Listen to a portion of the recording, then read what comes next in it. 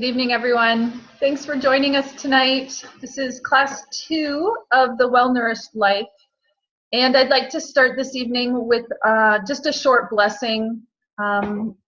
This blessing is a blessing that you can say before a meal, but I think whatever we take in that nourishes us is something for us to be grateful for.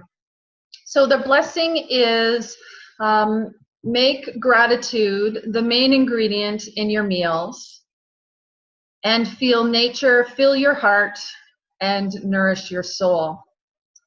So I'll suggest again to make gratitude the main ingredient in our experiences this evening, and we'll allow nature and all of our guides and all of the spirits supporting us fill our hearts and nourish our souls.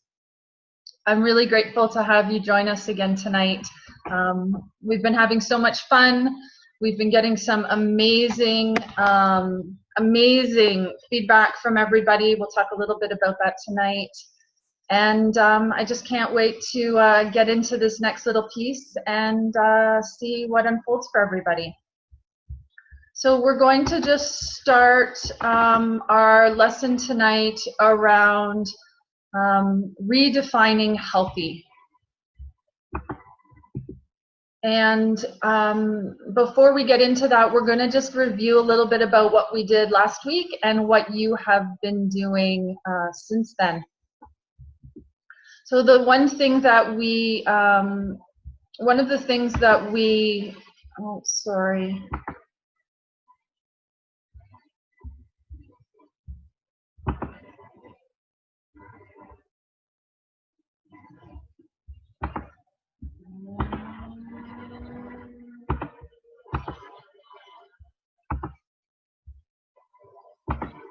One of the things that we introduced last class was an easy and wholesome ingredient list.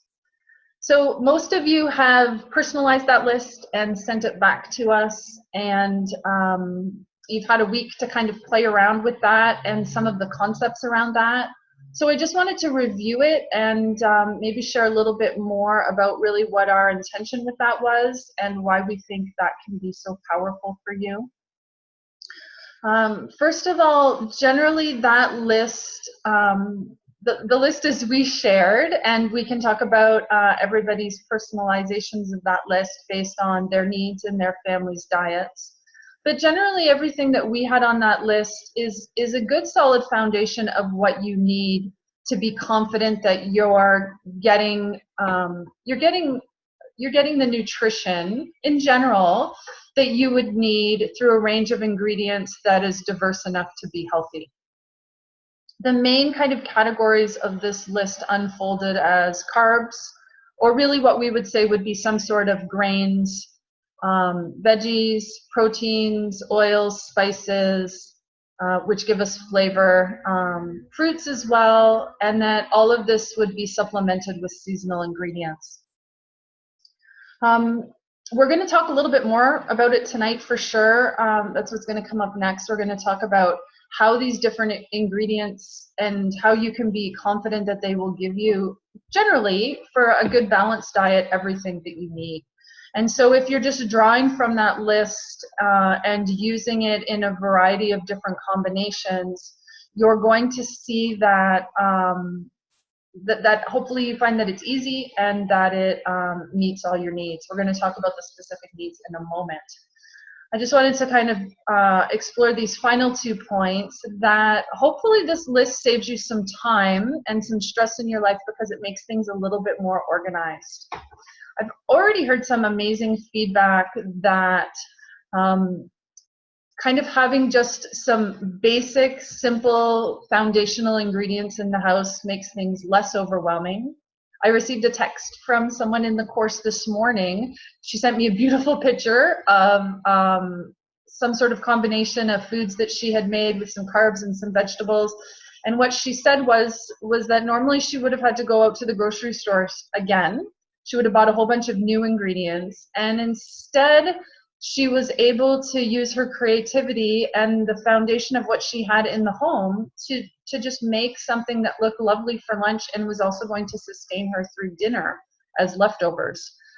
She said that it helped her to save time because she didn't have to go back out, and save money because she didn't have to buy anything more. So this is the feedback we're getting. If you are not finding that it's working this way for you, please just let us know and we can talk about it in the Q&A, or reach out to me with your questions. Okay, so one of the things I really wanted to kind of explore this evening is the second part of what we did last week, which was starting to just practice an easy recipe. And to me, what an easy recipe means is that it's just kind of a delightful combination of, again, some sort of carbohydrates or grains, some sort of vegetables, which some of the starchier vegetables will fall under our carbs. So we definitely always want to have some green vegetables in there as well. Some sort of protein, and whatever that means for you and your family. Some sort of fats and oils, and some sort of herbs and spices that really give us the delight of a lot of different flavors. And basically any recipe that we make is really just a combination of these. So if you start to see how that was the template or the foundation of what you got through last week's easy pea and asparagus pasta, you'll see that you can change the grain or the carb. You can add a variety of different vegetables. You can add a variety of different proteins. You can add the fats and oils that you need, and the herbs and spices, and that really is what constitutes the framework of most recipes. What I wanted to just add with this little bit of information was for us to just have a bit of a deeper understanding of how each of these different categories are really important, that none of them, I think, can be missed, and that when we are modifying, we just have to find different ways to kind of fill those in, because they all do a very different job. The carbohydrates are really particularly what build and sustain our tissues. And by tissues here, I'm really meaning our organs, our skin, our muscles, and our bones. This is what gives us the structure and the support of our body.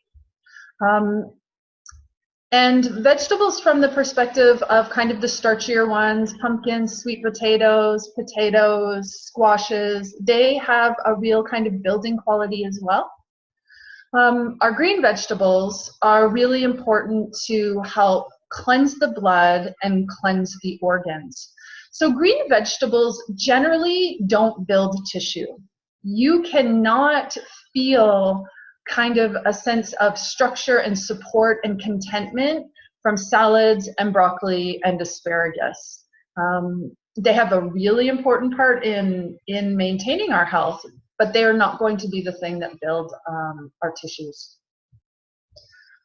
If we talk about protein, there's lots of different information about protein. The first thing I'm going to share is that under our Class 2 card in Trello, you're going to find a whole bunch of really interesting and exciting articles this week. First one that I'll share tonight is that you are going to find an article that specifically shares the information about how proteins are created through a combination of amino acids.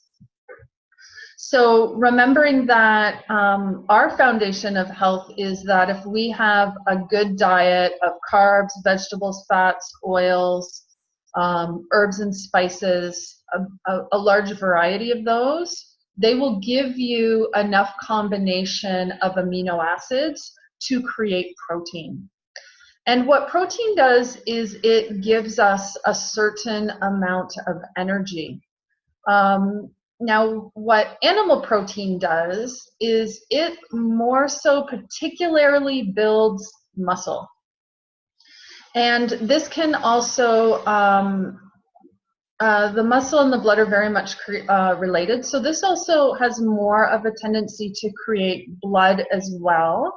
But because animal protein can carry all the emotions of the animals, and certainly any of the the injections or the hormones that the animals are given, it can sometimes be a bit of a more heating protein or agitating protein. So again, here I'm not suggesting vegetarianism for one way or the other, although you know, the science out there does let us know that animal protein is a little bit harder to digest, and it can create a bit more of a heated kind of system. And it's not particularly necessary, but for some people, they feel more grounded or heavier with it. So I'm happy to continue to chat about this, to share information, and to have this discussion on protein. It was something that came up a lot this week. People are very concerned that they're not getting protein. And I think a lot of that stemmed from a sense of vitality and energy.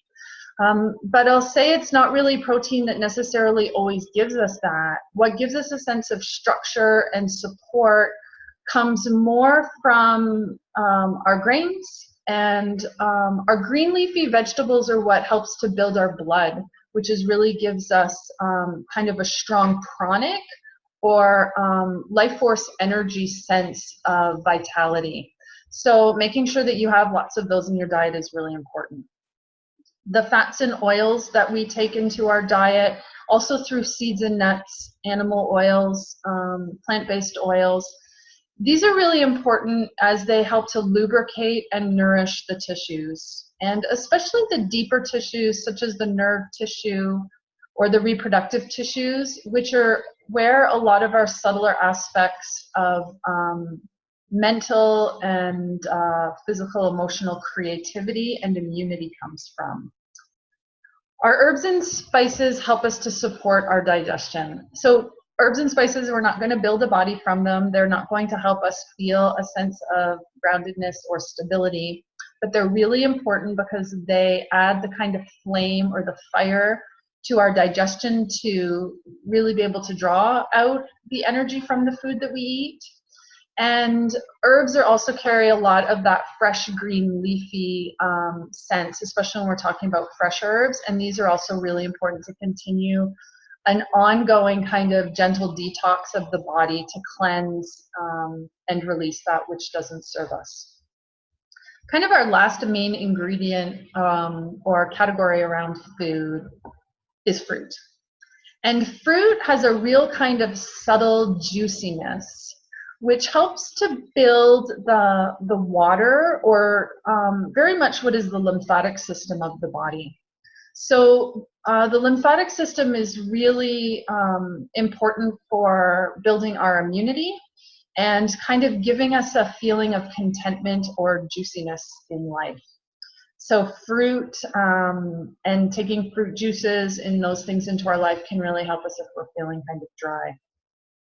So I'm gonna definitely save some time to answer any questions you have about this in our Q&A this evening. And you always know that you can post a question in Facebook, or you can certainly email me personally.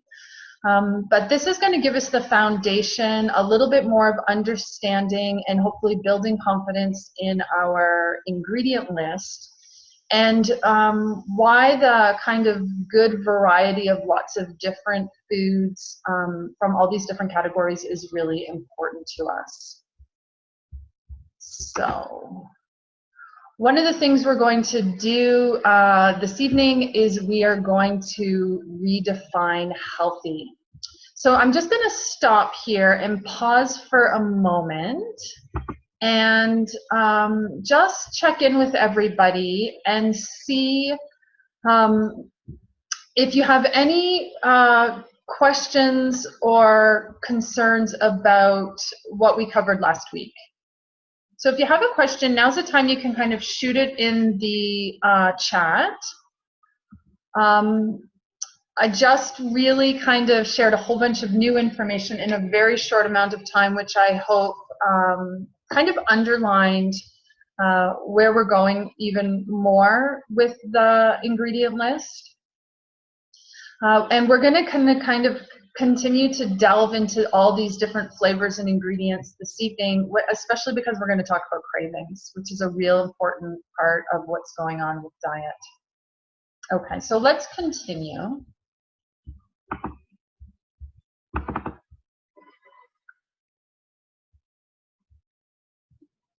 So I found this little cartoon, and I think it's funny, and I think this is really the place perhaps where things, this is the place where we kind of can start to explore some of the myths that we're going to discuss this evening around healthy. So this idea that that healthy has a certain framework, and some things are healthy and some things are not. We can certainly see nowadays that there's so many different diets out there, and most of what we hear from people is that they've tried them all, or they've tried lots of them, and they're still kind of searching and looking, which speaks to me a little bit about how they're not serving. So we're going to kind of explore some of that stuff tonight. My first hope here is to kind of take it all the way back to the source, and I'm going to jump right in. We're going to talk about 4 myths tonight. This is my first one, that working women can do it all.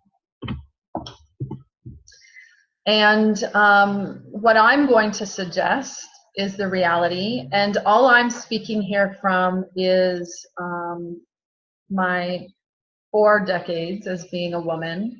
I spent, and the personal experiences I have in my own life, and spending the last 15 years in supporting and counseling women in so many different ways.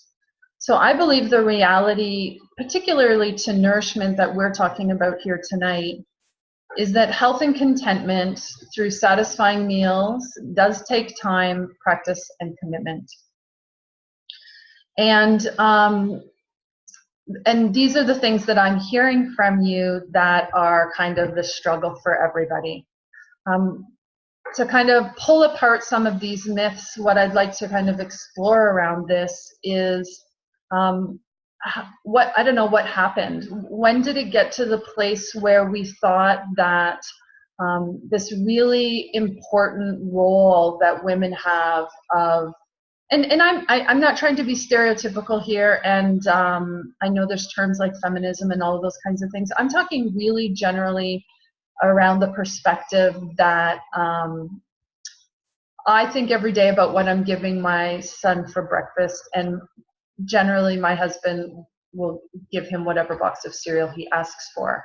This is not a judgment on either of our parts. It's just the way men and women are different. And at some point, women began to have their time go into other places as well. And we really were told that we could do it all, that we could have it all, and that there would be no cost to that. I'm going to have to suggest what I'm seeing nowadays is the cost to that. That there is a feeling of discontentment and a lot of mental and physical inability to digest the experiences and the foods around us. So partly what happened at some point in the decades previous, I think consumerism, I'm going to blame a little bit of it on that. I think we were sold that we could have ease and convenience, that it would still feel the same, that it would still be the same, that something that we cooked out of a box was just as good for us. And perhaps that's not true. I think that when we're being pulled in too many different directions, it's a strain. So I'm not suggesting everyone quits work tomorrow, but I am suggesting that to be able to have the time to do the things that you'd like to do in the kitchen, and especially those of you who I think are joining us tonight, that is a priority for you. In some ways, you're trying to figure out a way to nourish yourself and your family. I believe that is going to take time and practice and a commitment from you.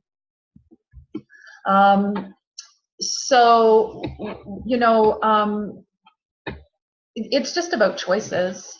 I think, and I've been there, right? I think everybody knows that I had a career, had a very full and promising career, but I was deeply aching inside and tired of being I was tired of the alarm clock. I was tired of being on somebody else's schedule. More and more I understand with the Ayurveda now, I was just aching that I wasn't being able to align with more of a natural schedule. I think I probably still do work way more hours than I worked at the bank, but I work those hours when I want and how I want, and I can prioritize also cooking and nourishing food for myself and for my family within the framework of my day. Those things come first. So the tricky part around this is just looking at the choices you're making. And I know this is a really big one to start with tonight, but I'm going to suggest that it's a little bit of a piece around revisiting what your priorities are. And just accepting that you necessarily can't have it all. And so maybe sometimes the food isn't exactly the way you want it to be, and that's okay. Or maybe you pull back a few hours somewhere else that you're spending it to give yourself that time in the kitchen. And so those are your personal choices, and I'm really happy to have a discussion and see what questions come up around that and support any questions you have. The other point we have about this, which we've already started exploring last week, is this idea of recipes, which I think also kind of came out of this idea that if we had something written down, we could get the food cooked quicker, and then we could cook it like the person down the street cooked it. And that is a really good idea in theory, but what's happened is we've lost our ability to meet our own personal needs or the needs of our household through kind of our own creative intelligence, through our own deeper sense of inspirations, because we've become slaves to recipes. So last week, I think what you all did was amazing. The pictures that I saw, either you sent to me personally, or you put them on Facebook, or the conversations I had with you as you're trying to just cook what you like and what your family needs, and in lots of different ways. And I think practicing this skill will get you much closer to where you want to be around nourishment and contentment and ease in the kitchen. So this is our first myth, and we'll just kind of keep going, and then we'll visit everything at our Q&A at the end. So I'm going to move on to the second one. What you eat is more important than how you eat. One of the things that I've really seen as I've been researching this course, and as I've been speaking to you all over the last few weeks, is everyone's asking me questions about what to eat and nutrients, and I really haven't had one person talk about how they eat or when they eat, which is another thing we're going to talk about this evening. But what was really neat is when I sent out the survey and asked the question if it was more healthy to eat a pizza that was delivered to the door with joy and delight, or if it was more healthy to eat a meal that was homemade but was made in a mood of stress or an attitude of tension, almost everyone chose that the delivered pizza was more healthy. So that means that this idea kind of does live within us. I'm going to say here that our reality is that nourishment is a product of digestion. And our ability to digest is way more important than what the food we're eating is. We can get the very best quality food, and if we're eating it in an attitude of tension or stress, frustration, or guilt, all of these kind of tense and stressful emotions, they just kind of contract our whole system, including the digestive tract. So even the best cooked, best quality, best eaten food like this will not be nourishing, and most of the time it's just going to create more digestive complaint. And this is what we can see in today's age. I almost don't see anybody who comes to us that doesn't have some sort of digestive or eliminating imbalance nowadays. So another thing that we would suggest here is that eating the food that you don't want will also not be digested and will not be as nourishing. I think there's a lot of us eating food that we think we should be eating. And perhaps it doesn't serve you. When you're eating something that you're kind of resisting while you're eating it, it's not going to help. I've explored this a lot as the mother of a child, and I've really come to understand that it doesn't matter if I give him any food or herbs or remedy. If I'm forcing him to choke it down his throat, it doesn't help him. It doesn't matter. I might as well just be saving my money on the herbs and my effort. So we really need to eat with an attitude of receptiveness to what we're having, and that is a really big piece on how we draw the nutrients from it.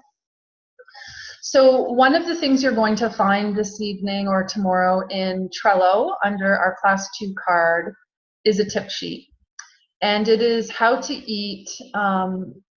It gives us some tips on how to eat, and that will help us to really bring some balance to our digestion. And I think it's a really important piece that we're maybe not as we're not considering or contemplating as much. There's going to be tips around sitting while you're eating, chewing your food properly.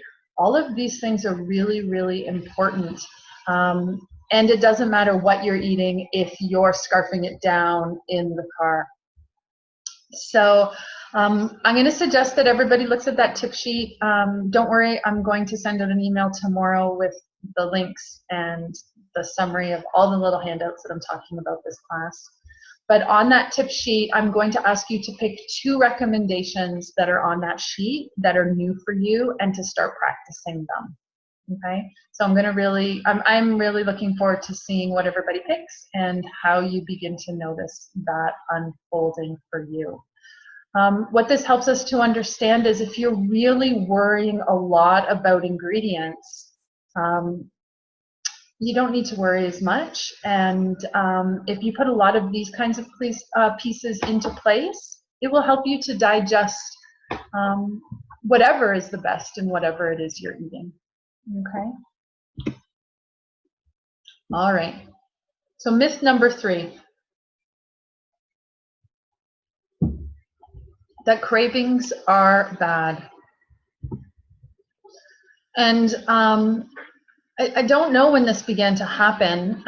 I think it's often because what we're craving, we usually end up denying ourselves all day long. And then we end up compensating and choosing the best choice of it, often late at night. And it often seems to be chips or ice cream.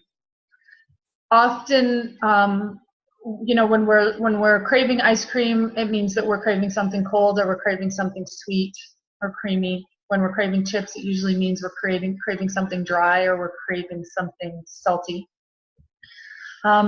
It's not necessarily that we're craving chips or ice cream, although it could be. But the reality is that cravings are a really profound and powerful way that our deeper natural intelligence urges us to restore balance. We just sometimes don't know how to interpret the craving. So this is going to be a really big piece of our class this week. Learning how to understand the deeper significance of our cravings and to respond appropriately. So I've created a whole little handout, and this is going to give you some tips and some ideas around cravings and some power to begin to overcome the cravings cycle, which is usually a cycle of either suppression or indulgence. We usually kind of go one way or the other. So we'll often have a tendency to, if we have a tendency to suppress, we'll suppress, and then at some point we give in and we're eating 12 cupcakes.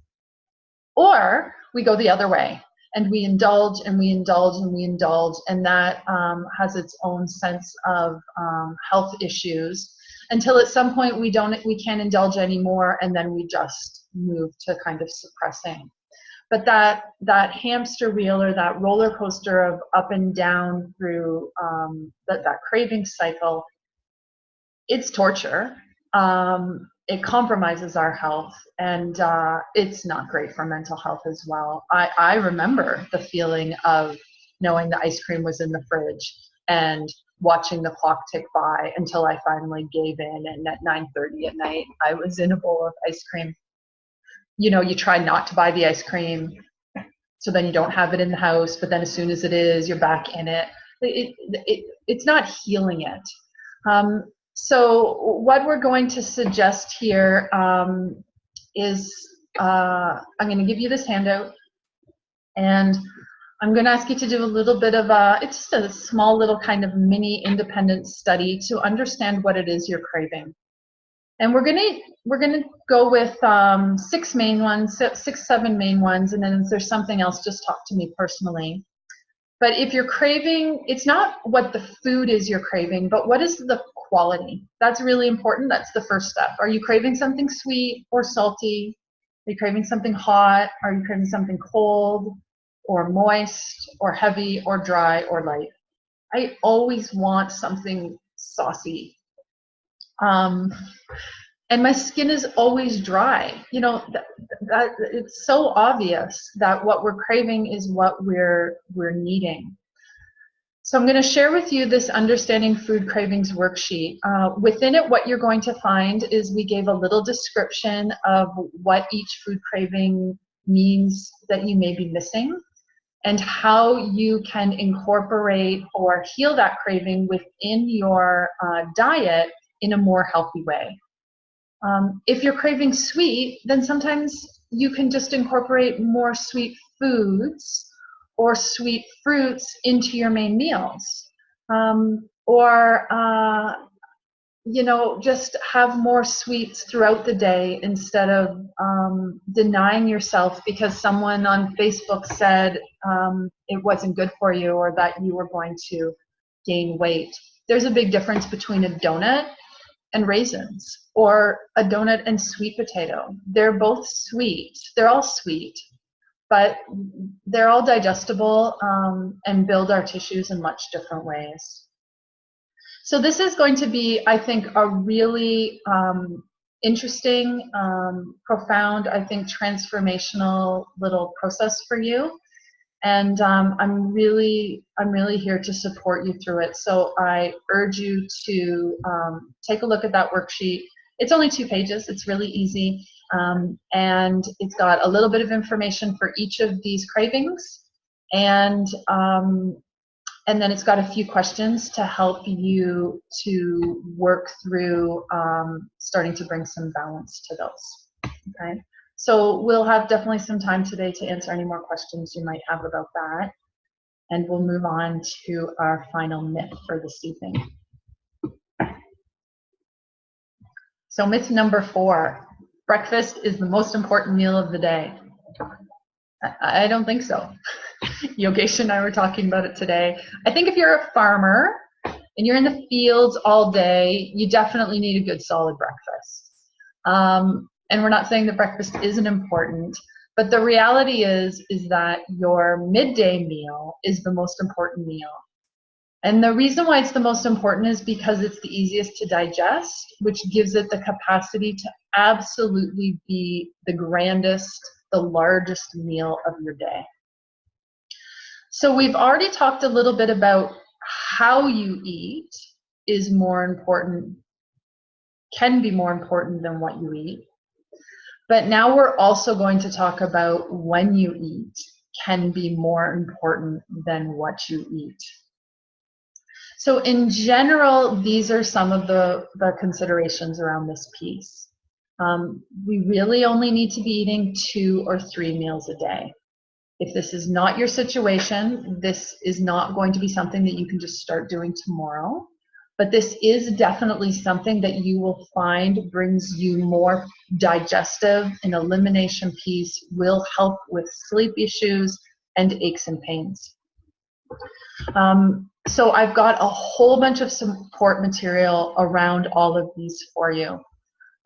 So another piece about this idea of snacking compromises digestion. I've got a really good article that's in the Class 2 Trello, and I'm going to also share it with you tomorrow, that gives really the science around understanding why and how snacking is dangerous to our digestive capacity. Though if you do need to snack, some of them are better than others, and fruit or a glass of milk, maybe a bowl of yogurt, these are great snacks if it is necessary for you. As far as supper, the word supper comes from the word supplementary. So supper was meant to just be a meal to supplement us until breakfast. If you are starving at night after your dinner, I'm going to suggest you need to eat way more at lunch. If this is something that's not possible for you, then perhaps talk to us and see if we can help kind of troubleshoot this. This is something we've been helping people troubleshoot for 15 years. So there's lots of ways around it. And some of the experience we have around this is like Max, our son at school. We can't make him eat a large lunch at school. They actually have 2 different kind of snack times. It's not ideal, and it's not what I would suggest for him. And he doesn't always eat because he gets distracted with talking. So what we do is we send some good quality food at school, but we always have a really good dinner for him waiting as soon as he gets home. So for him to have a good dinner at 4 o'clock is much easier for him to digest, and it's closer to noon than 7 o'clock. So he has his one big meal as soon as he comes home from school, and he's hungry. So the other thing I found around this was, I found an amazing article, which is not Ayurvedic, but carries some really profound studies that were done. And what they did was they took a group of people who they were studying, and they allowed them to eat once a day, and they allowed them to eat 2,000 calories. And so for the first half of the study, they were only allowed to eat those 2,000 calories for breakfast. And I think they were allowed to spend those 2,000 calories on whatever they wanted. It didn't matter what they were eating. All that was important was that they could only eat it in the morning, and then they couldn't eat again for the rest of the day. And what happened was, because in that first part of the study, those people either maintained the weight that they were at or they lost weight, irregardless of what they were eating. Then in the second half of the study, they took the same people, and they gave them the same 2,000 calories to eat, but they were only allowed to eat them in the evening. Same people, same 2,000 calories, whatever those calories were. And what they found was every single one of those people gained weight. So what this helps us to understand is when we eat is profoundly impactful on our health as what we eat. So I've got lots of information around some of these tips for you, and some of this really, really important information. I've got lots of articles, and I've got lots of personal experience working with our family and with other people. So we're going to just kind of keep exploring that. What I'm going to do is I'm going to take the kind of debunking of this myth, and this is going to be our very playful recipe for this week. I think the other, I'm going to kind of spin this myth as well with this idea that, I don't know who it was that said we had to eat 3 different meals every day, but that person was not the person who was cooking all those meals. Most of us are having a hard time getting one good meal on the table. I'm suggesting that there doesn't have to be rules for when and for necessarily certain foods are only for breakfast, certain foods are only for dinner. or that you can't eat the same thing in one day 3 times or 2 times, and then try something different the next day. That idea just makes things really complicated, and I think probably 95% of the world does not eat that way. I'm going to invite you to try it. So our play for this week is going to be pancakes. I think we love pancakes for dinner. And I know there's lots of different, I'm going to just say this right now before I get into my talk about pancakes. I know you all have lots of different allergies or dietary requirements in your families, and I've done my very best to source pancake recipes that are applicable to everybody. So we're going to share 2 pancake recipes. We're going to share the best ever wheat pancake recipe. We've been practicing it. They're amazing. But you can also use them with gluten-free flour. We're going to also share, and you can also use them with egg substitutes. We're also going to share a potato pancake recipe. This also can be a vegetable pancake recipe. You can use any shredded vegetables almost. You can skip the egg or use your egg substitute, and you can use flour or gluten-free flour. So there's lots of different options here, and to me there is a boatload of creativity and ways that you can play with these pancakes. Plus, they're easy. You can put pancakes together really easy, and there's lots of different ways you can add additional protein or have your proteins on the side if you want. So I hope you're excited. We have had so much fun with pancakes this week, and I've got some videos and I've got lots of pictures to show you. So this is where we're going to start this week. So I'm just going to take a moment here and I'm going to summarize kind of everything I've talked about to give you an idea of kind of what our explorations for this week are. I'm going to continue to invite you to get to know that grocery list, to trust that it has what you need, and to fill your pantries with those things. And I keep hearing from people that they're letting go of all the other complicated things and finding a lot of sense of relief with that. Let me know what questions you have or where you're feeling a little cautious or insecure, okay? And we'll keep talking about it. Feel free to keep practicing with last week's recipe, which is really just taking a carb, potato or rice or gnocchi or noodles, whatever those kind of noodles are. We saw rice noodles, we saw zucchini noodles, adding a whole bunch of vegetables, and this is a place where you can play around with seasonal ingredients. If you feel like your family needs to lose some weight, if your family does not like to use wheat, if there's diabetic considerations, use less carbs, use more vegetables. Know that if you're eating a good balanced diet of a whole bunch of different ingredients, you're going to be getting the protein that you need. But seeds, nuts, dairy, or whatever your animal proteins that you want are easy to add into any of these kinds of recipes. Your oils and your spices add flavor and strengthen and support the digestion. So they're really important and they're really fun. Okay, so I hope that you continue to just play with that recipe for last week and make a whole bunch of different variations.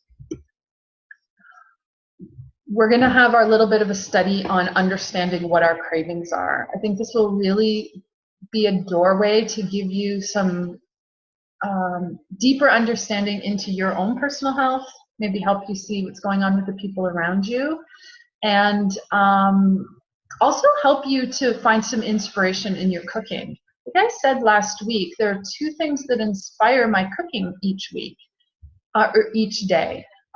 Either I have a new seasonal ingredient that I'm looking forward to playing with. I've been having so much fun with rhubarb this week.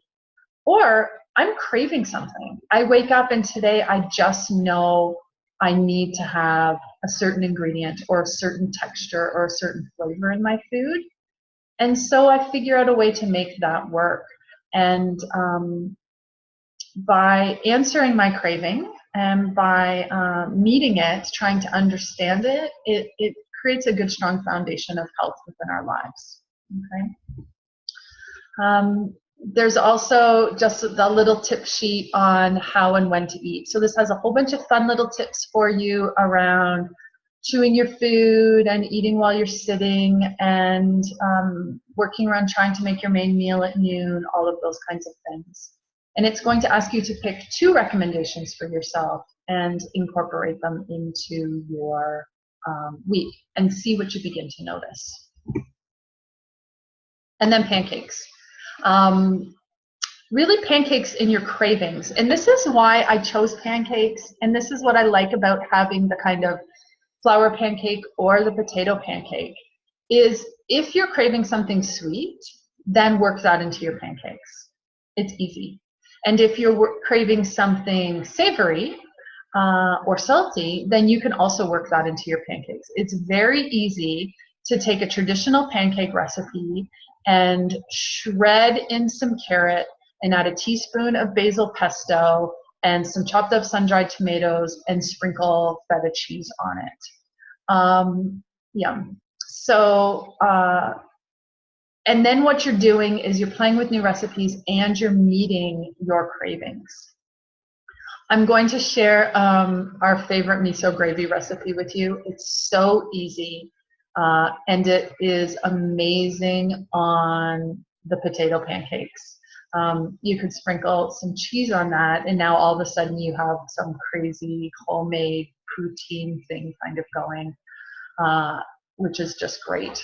We've been eating that all week as well. If you'll remember, I shared a really great hummus recipe. This is also got some super wonderful tips on making the best hummus. And I also shared a beet puree.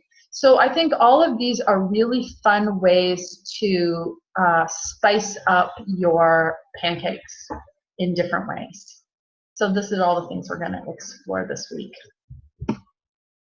So what I would like to know now is what questions do you have for me?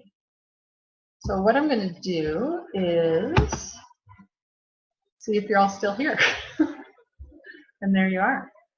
So there's a lot of information there. And I guess I'm just wondering, who's got a question? No? Are we excited to make pancakes? All right. So does it all make sense? Vicki, are you going to ask me a question? You look like you are. Okay, yes, Nicole, I can see you. Oh.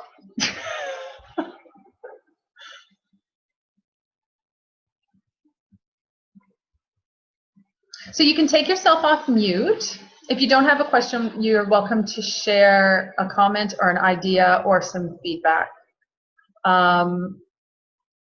What do we think? Monica. Yeah, I'm thinking the craving worksheet and reading over that and learning about that might be challenging to differentiate between, you know, the kind of bad stuff that you usually go to when you're craving something, and to really get down to the essence of what quality are you feeling that you need. Yeah, that's a great question. Yeah. Do you want to tell me one of your cravings and we can workshop it right now? Well, I've been thinking about this a bit. I think my challenge is I need to eat more during the day. Yeah. So at nighttime, it's kind of like, all right, what's quick and anything that's satisfying being sweet, carbs. Yeah. Yeah, you're just needing some food. Yeah. Right? Yeah. So in some ways, I think you've come up with one really good answer is if you try to eat more during the day, then to notice if you're still having that same experience, that same kind of, it almost like it's almost like a little bit of a panic. And I know that's not really what you mean, but it becomes this kind of, I need something and I need it now. And so I'm just going to grab whatever's there and whatever's easiest. Mm-hmm. Yeah. So when we're, yeah, does that help you? Yeah, we'll see. I'll read you might have some guiding questions or more probing sentences or something that will guide my thinking a little more. Yeah, so there's definitely there's some information under each section, right? I don't have time to go through it all. Mm-hmm. I tried to make it as easy as possible. There's some information under each section as far as cravings. But it sounds almost a little bit more like for you, the first piece is just food. Well, yeah, we'll see. Yeah. Because if it's a craving, it seems to always be sweet. I just want sweet all day. Right. Starting with my coffee, which is half milk. So it's, right. We'll see. Yeah, so what you'll see is what it means we're craving when we're craving sweet. That's what's in there. Yes, that's good. Yeah. I look forward to it. All right. Thank you. Yep. Okay, I have a typed in question here from Shannon. Shannon is joining us from behind the name Shannon. I'm excited for the miso gravy recipe. I crave salty, heavy foods, but now I'm understanding what that says about me. Yeah, definitely. Salt is a flavor that helps us to ground as well, often. And salt is also a flavor that we can ground when we have a bit of a nervous digestion. Salt is very grounding for that. I remember one time I was with Shambhaviji and Vamadevaji. We were in Kauai and we were on a boat for hours. And I spent most of that time throwing up off the back of the boat. Really awesome.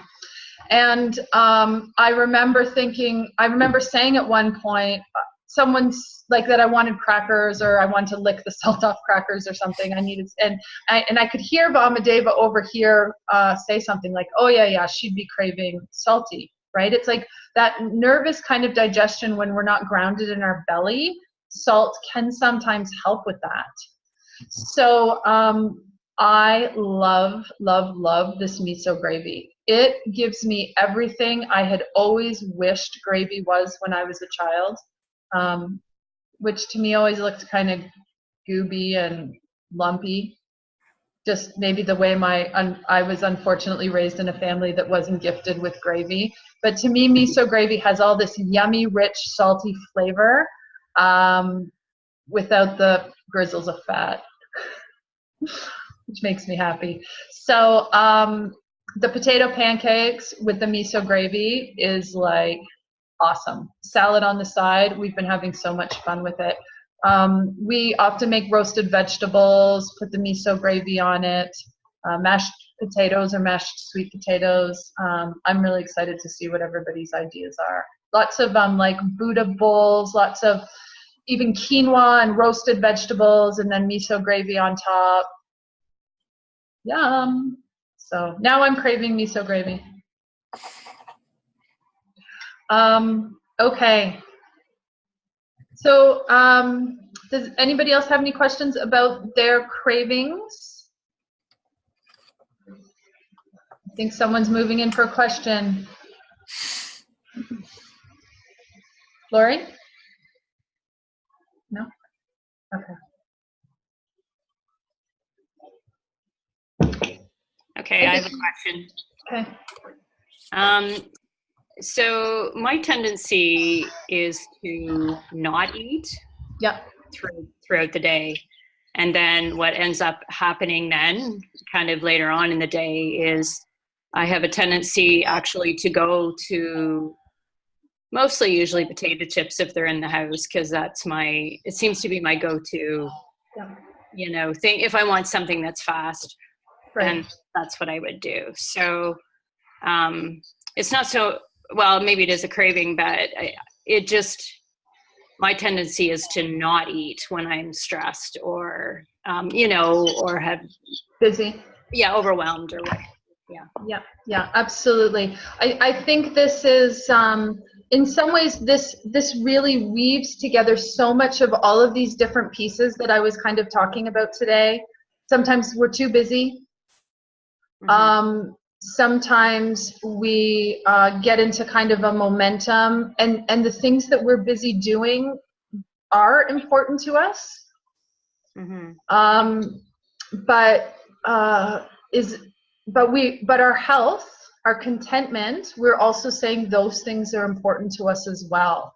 Mm-hmm. And what our bodies are beginning to say to us, or something within our hearts that is reaching out for some sort of nourishment, is saying to us that the way it's going right now isn't working. Mm-hmm. And obviously we all know that reaching for little kind of snacky food to just kind of try and ground us, again, salty and sweet really do have the flavor, have a very grounding tendency. So we're going to reach to them to just kind of ground us, and because they're easy.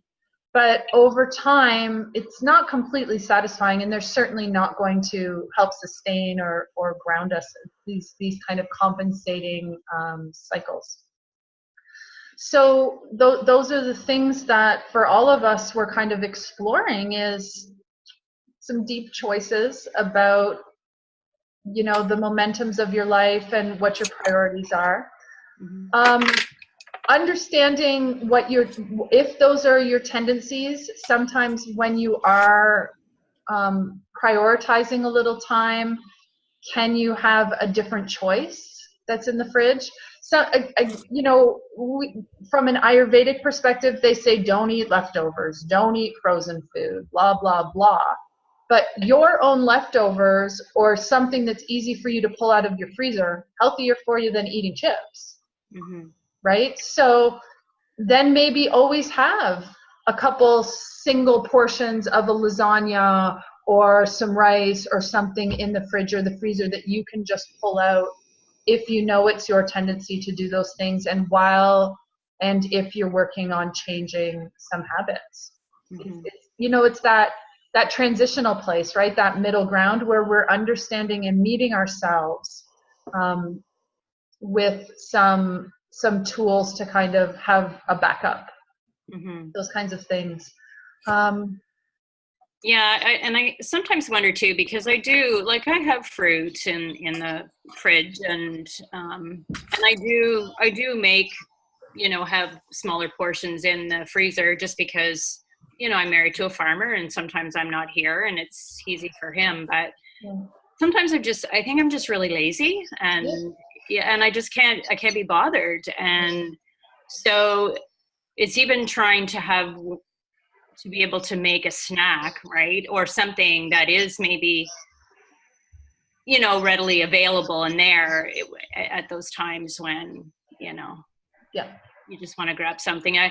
Sometimes it just feels like a vicious circle, like you don't eat, and then you just grab something, that's not really sustaining, and then you sleep really shitty, and then, you wake up the next morning and it's not. And then you don't feel good, and then you don't have the energy to make lunch. Yeah. And I mean, I realized that it's more working on, taking that time to stop and eat, or, or really address the sort of, I guess, too muchness that happens. So. Yeah, that's that piece around this belief that we can do it all. We can't. I'm going to just call it out. I'm sorry, I couldn't see everybody's faces when I was saying that. So I was glad to see when I came back, you guys were all still there. But we can't. Obviously, we all are seeing that. It's all falling apart around us, whether it's our health or certain things. And if it's not now, it will in another 5 or 10 years. It's not sustainable. Being tired or being thin, energetically or emotionally, those things just kind of keep picking apart at us. So some of the little tips as well that are hard, but it is, picking your start time, your stop time, you prioritizing in your schedule an hour for lunch or whatever it is you get at work, but making sure you take it, those kinds of things. And if it means you have to set an alarm on your watch or you have to get a buddy, this is something that I've really found has been profound. Get a lunch buddy, like a texting lunch buddy is what I mean, where and I can be that buddy if you need to, where someone pick your time at 12 o'clock and then they send you a text that says, are you making your lunch? Because it's time. And sometimes that accountability and that support with a friend is really helpful. Is really super profound, super necessary, and helpful. Mm-hmm. So if you need a text buddy, let us know, Vicki. Right? And because we have to just prioritize those times to do those kinds of things, and the momentum. We all understand that the momentum of the day can kind of get away from us, and especially if we're not in a 9-to-5 job that has a set time where you kind of get your lunch and you're on your thing. So that's part of the discipline that we have to keep around our family. And sometimes I'm busy and I'm working, and I just have to stop and make the lunch. But I make the lunch and I make it enough so that it's also for dinner. And maybe there's some left over for tomorrow. The other thing that I was going to say is all these little dips and stuff that we've been talking about, the hummus, the beet puree, these are things that you can make and keep in the fridge for a week. You can take it out with a piece of bread or fry an egg. These are some of my go-tos. I do just love an egg. It's easy. You have it with toast. I cut up some celery. It's better than chips, and it certainly takes 4 minutes? Especially when you have chickens. It'll take you a little bit longer because you have to go rustle the egg out from under a chicken, right? There you go. It'll get me outside then. Yeah, that's right. I'm jealous. Okay, so does that give you a few ideas? And we know what we have to do. Sometimes it's the hard choice, right? Yeah. Yeah. Just pick one, right? Pick one. Okay. All right. So while we were talking to Vicki, Laura has cloned herself. I don't know how she's doing that. Oh, there she is. My internet restarted, and so I think I had to come on again. So are there two of me? No, there was, but there's just one of you now. So okay. that was cool. The internet had to reset. I think it's every once in a while it gets weak around these parts. Well, that's what happens in Kansas. Laura, do you have any questions? No, I'm anxious to try all the things. It's interesting. I have different cravings when I'm down here in Kansas than I do when I'm up in London. Yeah. So when I'm down here, for example, I crave, there's a brand, Chobani, of yogurt, and I crave coffee Chobanis when I'm down here. And I could eat 3 a day. Right. They're so good, but they're kind of caloric, and I don't know what it is about them. I think partly that I can't get them in London. Yeah, it might fill both of those pieces, right? It fills a bit of a kind of soothing or cooling need, but then they're really good. Yeah. When I'm in the US, I crave Krispy Kreme donuts. I don't know if that's something I need, but when I'm one Krispy Kreme donut. Traveling is a right. It does that to me. When I'm traveling, I look always for the Starbucks, even though I can go to Starbucks in London. When I'm traveling, I want to have my latte at Starbucks, and I want to have the pumpkin bread. Right. So that's my other thing, and I crave that particularly when I'm in transit.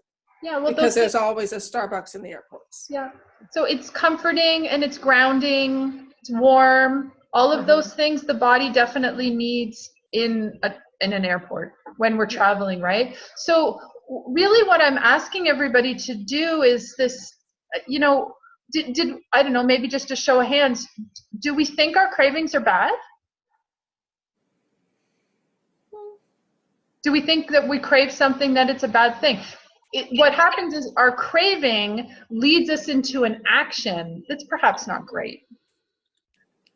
But the craving carries with it so much natural wisdom. It is a very profound impulse from nature, right? Who can fight their cravings? Not a lot of us. It is so strong. Mother Nature is wicked, powerful, and smart. It's our slightly misaligned intelligence that isn't reading it quite properly, or is a little bit tired, or is going to an easy way to fulfill that craving. So many people I know just think that salt is bad, and then they're eating half a bag of potato chips. Just put more salt on your food. If you like salt, put a little bit more salt on. Get really good salt, you know, which isn't expensive. Don't use that iodinized, you know, that stuff in the white and blue box. Don't get that. Get some beautiful pink Himalayan sea salt or something from the coast of France that you bought at a specialty store that makes you happy, and sprinkle salt on your food. Salt makes things taste great. I love salt. Yes. Don't we all love salt? Salt, salt, salt, salt. So, poor salt, bad rap. And hey, so Holly doesn't have a. I'm gonna ask Holly. Holly, do you have any questions? She has to type her questions. She doesn't have a microphone. Are you good, Holly? You let me know. Okay. I think so. I found it really interesting that how much real passionate concern that we're all holding around making sure we're eating the right ingredients, and nobody's asking questions about when they should eat or how they should eat. It does not matter. You're not going to get what you need from those foods if you're eating them at 7 o'clock, 8 o'clock at night. It's not going to happen. Save your money. You don't need to buy organic. It just goes right through. Your body can't even digest it. It just sits in your body. Your body, this article that I'm going to share with you is so amazing because it really does talk about it from the scientific perspective. Normally, I'm just kind of coming from the subtle, energetic, Ayurvedic perspective, but this literally talks about how the heat in the body, which is the power to digest, the temperature of our body actually decreases at night. And then we eat all this food and it just sits in the GI tract, kind of slowly clugging along, just making a whole bunch of toxic mess.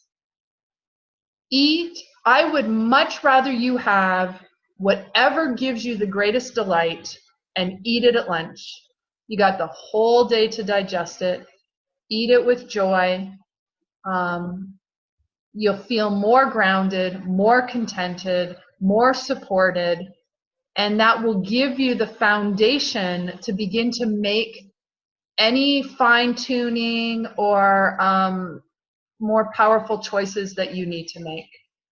It will come with time. Absolutely. I don't doubt it for a bit. So all of that, all of those, the knowledge, the kind of science behind it all, that's all in those little sheets that I'm sharing. And it's not a lot of reading. It sounds like maybe 4 or 5 pages of just articles, including the craving worksheet. So it's all really interesting, really practical, and really short. I didn't give you like some 12-page science from some Harvard study. Just fun little articles. So Shankari, may I ask a question? Yes. So, is it a personal question? No. Well, I mean, personal as in from my experience. Okay. Nothing crazy. I don't know. Not yet. So are you suggesting, so if, let's say I come home at 6 or 8 or later in the evening time and I'm hungry. Yes. And what I'm trying to do is just not eat then. It's already close to bedtime, although I'm up till 10 or 11. Yep. Or 12. Yep. But I know that if I'm fine in the evening to just not eat even half a sandwich, right? And I can stay, because then in the morning, for some reason, I'm not really hungry until that 11 or 12 o'clock time. I do have a latte though, and that's very filling, right? It's half milk. Yep, that's a great breakfast. Yep. Is that, that's about 40% of the time.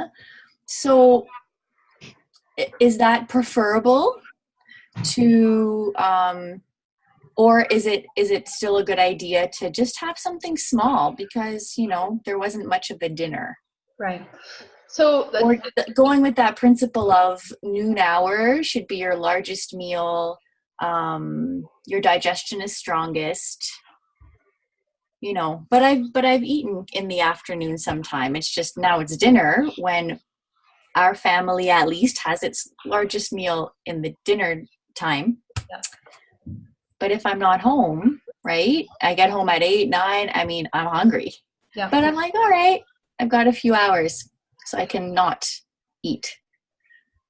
Right? Like that's the choice I'm making because, I know how it feels when you got this food sitting in your belly and I'm like, whoa, I don't want it there. Right? So what I would suggest is one, on those days, try and eat more during the day. Mm-hmm. Okay. Yeah. So that's the first, is just try and eat a little bit more during the day. Maybe if you have like an 11 o'clock lunch and then have a really big snack at 3 or 4 or something, if you can. Mm. The The other thing then is, if nobody is ever going to die by skipping dinner. Mm-hmm. Your children won't. If someone's got little children at home and, and they're getting all lippy or not eating what you put out, they'll eat breakfast. You send them to bed without dinner. This idea of getting all difficult and remaking different things for children, I think they can eat what they've been served generally. And if they don't want to eat it, that's fine. They'll eat breakfast. So it's the same kind of thing for you. Then maybe you'll want a little bit of toast for breakfast with your latte or a muffin. If you are going to have something, let's say after 7 or 8, I think fruit, like some light fruit or a glass of milk would always be my best choice. Because it's just kind of the lightest, maybe a piece of toast. But don't eat it just because you think you need to have something to eat. Oh no, I don't do that ever. No, because I think you'll be fine, and it doesn't. It just is going to sit, like you said. I think it may be worse. Yeah, and I like the connection to the kids too, because oftentimes my 9-year-old will say, "Oh, but I'm so hungry," and I said, "Well, Toby, you're going to bed. It's 8 o'clock, so it's not an option." But when he's so persistent, and it's like right now, he's out playing soccer. Right. So he's going to come home and he's going to say, I'm hungry. Yeah. So I then would have you fruit really or milk. say half a banana, but banana's a heavier fruit. It doesn't matter. Yeah. And on those days, give him more dinner. Yeah. Yeah. And it's not, it's not too much about working, like not too big a deal, but if he eats that half a banana at breakfast, right? Sometimes you have to know the child and you have to know the situation, and but he's not going to starve before the morning. Well, that's usually what I say. I said, no, it's bedtime. Off you go. He's like, okay. but I don't want food sitting in his tummy when he's not going to be digesting it well. Right. So you know what I would do, what I would do is maybe send like a thermos of juice that he can have in the car as soon as he should have it as soon as the thing is over and be having it in the car. Mm-hmm.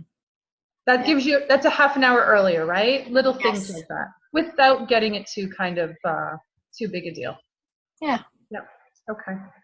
So Holly has a question here. What if work interferes with proper eating times where you don't get a break for dinner? Yeah. I see a lot of head noddings. I'm going to circle this back again to myth 1 and around the choices that we make in our work and in our career. And I'm not suggesting that you quit your job, but I am saying we have to take responsibility for our choices. Oh, sorry. There we go. I think that you just have to, it's always best to eat earlier than later. Like if we just give a general recommendation, it's always best to eat earlier than later. It's best if you have to eat later to just eat lighter.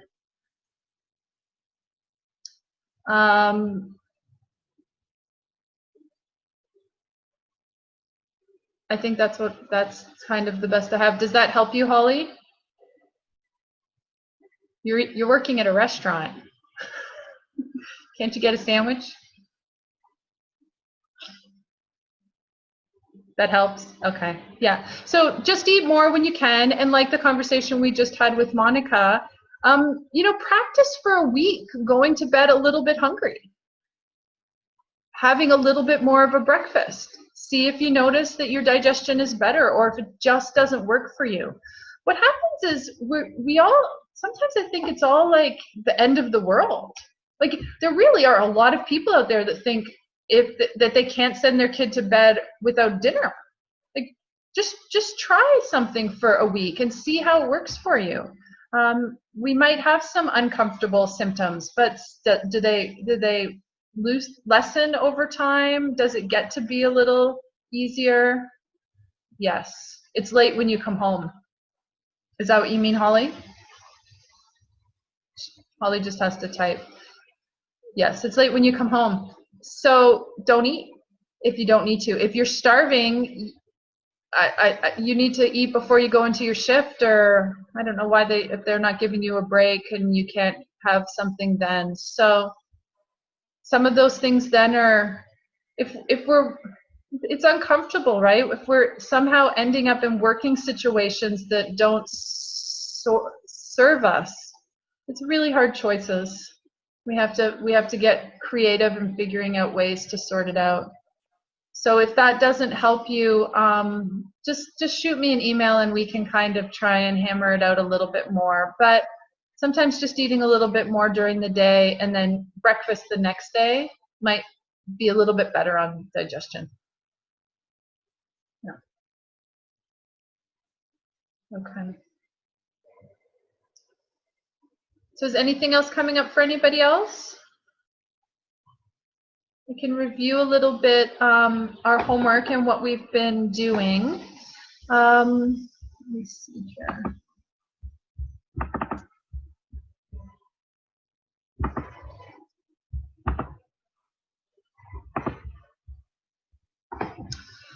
Okay, so just a few final thoughts for today, that for our meals to be satisfying and nutritious, it's going to take some effort from us.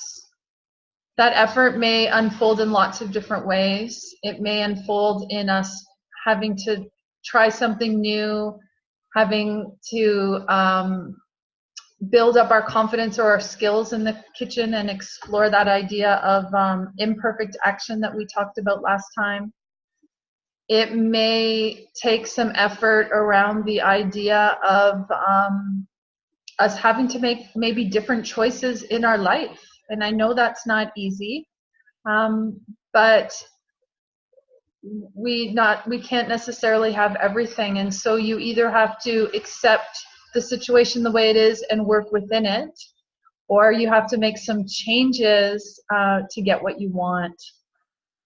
What I'm very much hoping with this course is that we do find some little shortcuts or some places where we can save you some time through organization, some ways to build our confidence with easy recipes that we can master, perhaps some ways that we can save some money on ingredients or less food waste or simplifying things. And maybe some of those will solve some of those problems, but at some point we may have to look at the choices that we're making. We're going to take a little bit of time this week to understand our cravings and really exploring how the knowledge or the wisdom of our cravings can be important to our health and our contentment. So there's a little worksheet around that for you. And of course, if it just, as I think everybody knows, we're piloting this course for the first time. That's the first time I've used that worksheet. So if it just isn't working for you, you need to just reach out to me right away, and we can get that figured out, okay? Take a look at the other sheets that support how and when you eat, and remembering that that is just as important as what you eat.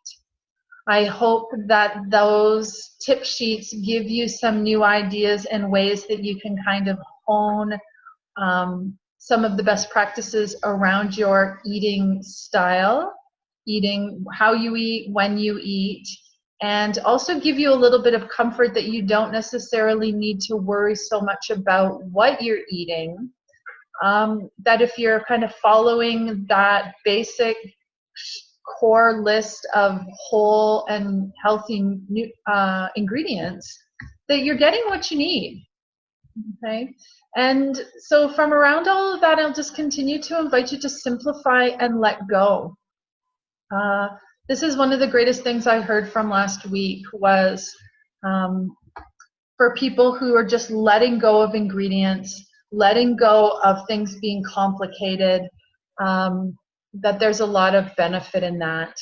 So I invite you this week to have pancakes for dinner, for breakfast, for lunch, to put lots of different things in them, to put bananas in them, to sprinkle them with walnuts, to make them with zucchini and goat cheese and all your favorite ingredients, and to really try playing with that miso gravy and any other sauces that you like. These foods are simple, they're nutritious, they're wholesome, and they're really comforting. And I think that's what we need more than anything else right now. I think we're bound up by a lot of rules, regulations, worries, concerns as we're trying to do our very best. And we just need to allow our systems to relax. We need to have a little bit of fun, and we need to just enjoy what it is we're eating and enjoy the process of making it. So I'm going to also remind you to please respond to our surveys. We're going to be sending out another survey in a few days, and especially with the co-creation of this course, your feedback is really important to us. It helps us to support you, and it helps to make sure that what we're offering you here is meaningful and transformational. So please, the surveys only take a few minutes. Please just, when they come into your inbox, if you can just grab a few moments and just complete them, we really appreciate it. Continue to check out Trello. I keep adding extra things and recipes and little ideas, and everything that we've talked about today, you'll find all hopefully easy to access and nicely organized under our Class 2 card. It was really nice last week to see everybody playing around with their recipe and how they're plating and how they're taking photos and the different ingredients they're using. So continue to use that if you'd like. It's a really nice way that we can have support from our community, inspiration, and work together. I really believe that there's a lot of value in the in finding an accountability buddy. And that's a great place to seek one out, or if you know somebody else who's in the course, or if you just want some support in that way, let me know. If you just want someone to kind of be a support for you for a week or so, to remember to have lunch, or to try a new recipe, or to make sure you've completed the survey, maybe you can find someone on Facebook, or we can all just find ways to support each other. And finally, I continue to really feel strongly about this word lean. You know, right now, this is what we're doing. This is what we're here to coach you, to guide you, to support you with any of your questions and concerns in this area. I just feel that there's so much passion that we want to find a way to have a new sense of nourishment in our life, and what that means in all its different ways. So reach out when you're feeling like you're stuck, and also please feel free to reach out to us with your successes, because this is not always easy when we're being challenged or we're breaking down myths and beliefs that have been held for a long time. So what you're doing here is really amazing, and it's really important, and I believe will make a difference in your life. So we'd love to hear about it.